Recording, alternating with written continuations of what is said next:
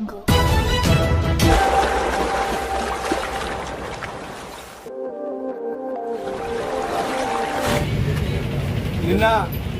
పని పాట లేక ఏడికి పోవాలో అర్థం కాక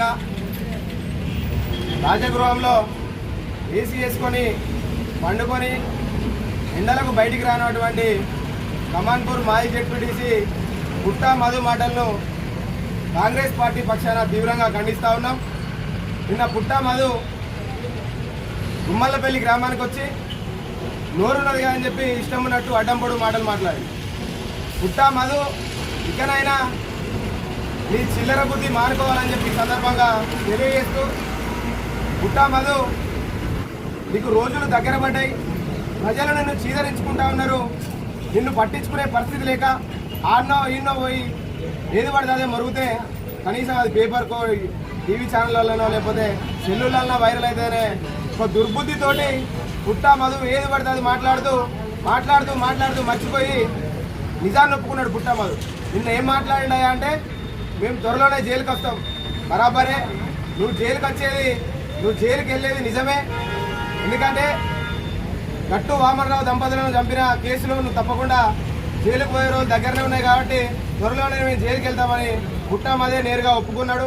మరి అదేవిధంగా గత 10 సంవత్సరాలలో రైతులు అనేక ఇబ్బందులు ఎదుర్కొని వడ్లు ఎన్నో రకాలుగా తడిసి ధాన్యం మొత్తం కొనలేని పరిస్థితిలో ప్యాడీ సెంటర్ల దగ్గర 5 కిలోలు 3 కిలోలు 2 కిలోలు మొరో అని మొత్తుకుంటే ఆనాడు ఇంట్లో నుంచి బయటికి వెళ్ళినటువంటి పుట్టా మధు ఈరోజు కళ్ళబొల్లి మాటలతోని వచ్చి ఇష్టానుసారంగా మాట్లాడుతూ ఉన్నాడు.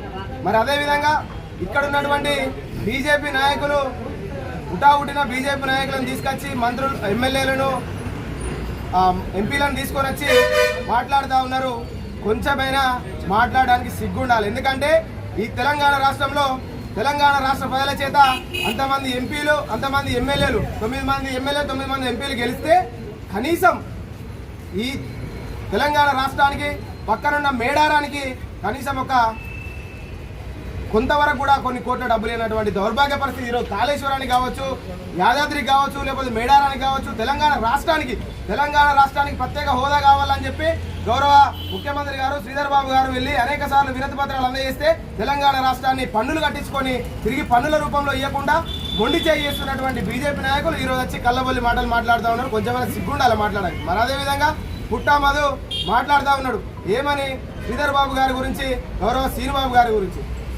పుట్టా మధు ఒకటి గుర్తుపెట్టుకో, నీ కాలం చెల్లింది, నిన్ను నియోజకవర్గ ప్రజలు మర్చిపోయినరు, నువ్వు ఎన్నికల్లో నిలబడతావనే ఆలోచన కూడా ప్రజలకు లేదు. నువ్వు ఏది పడితే అదే మాట్లాడు. 40 సంవత్సరాల నుంచి ప్రజలు ఓట్లేస్తున్నారు, 40 సంవత్సరాల నుంచి ఓట్లేస్తున్నారు అంటున్నావు. 40 సంవత్సరాలు అభివృద్ధి చేస్తున్నారు కాబట్టి గౌరవ దుద్దుల కుటుంబాన్ని గెలిపిస్తా ఉన్నారు అనేది మర్చిపోవద్దు. ఆనాడు ఇక్కడ నువ్వు జెడ్పీ చైర్మన్గా ఉండి నీ జేబులో జెడ్పీ చైర్మన్ పెట్టుకొని ఏ మరుగో పెట్టినామని చెప్పి సందర్భంగా యువజన కాంగ్రెస్ పక్షాన మేము అడుగుతా ఉన్నాం. ఒక్కసారి సమాధానం చెప్పు.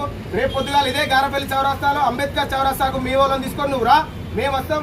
మా నాయకుడు ఈ 2.5 సంవత్సరాలలో ఎన్ని కోట్ల నిధులు తీసుకొచ్చిండు, నువ్వు 10 ఏళ్లలో ఏం గడ్డపారతోడు తవ్వినవో నువ్వు ఆ పేపర్లు పట్టుకొని రా అని చెప్పి సందర్భంగా తెలియజేస్తూ ఇంకోసారి చిల్లర మల్లర మాటలు అవాకులు చెవాకులు వెలిస్తే రానున్న రోజుల్లో ప్రజలే నీకు చెప్పులతో గుణపాఠం చెప్తారు, చెప్పులతో బుద్ధి చెప్తారని చెప్పి సందర్భంగా తెలియజేస్తూ పుట్ట మధు మాటలు తీవ్రంగా ఖండిస్తూ హెచ్చరిస్తాము. జై కాంగ్రెస్, జై శ్రీధర్ బాబు.